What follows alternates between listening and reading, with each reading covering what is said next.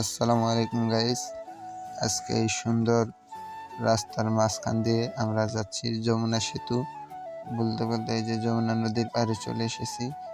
ওই যে দেখা যাচ্ছে যমুনা সেতু। যাই হোক, টিকিট কেটে ঢুকলাম, কিন্তু লাভ হয় না, পাড়ির বেলা জায়গা পছন্দ হয় নাই। ওই যে দেখেন হচ্ছে যমুনা সেতু। যাই হোক, ফিরে আসলাম, যাবো এখন নবাববাড়ির উদ্দেশ্যে ধনবাড়ি। গাড়িটা পার্ক করলাম মাঠে। পার্ক করে আপনাদেরকে আগে মসজিদটা দেখাই। দেখেন কি সুন্দর মসজিদ, অনেক সুন্দর একটা মসজিদ। তারপর টিকিট কাটলাম, টিকিট কেটে ঢুকে বললাম নবাব বাড়ি। কি সুন্দর নবাব বাড়ি দেখেন।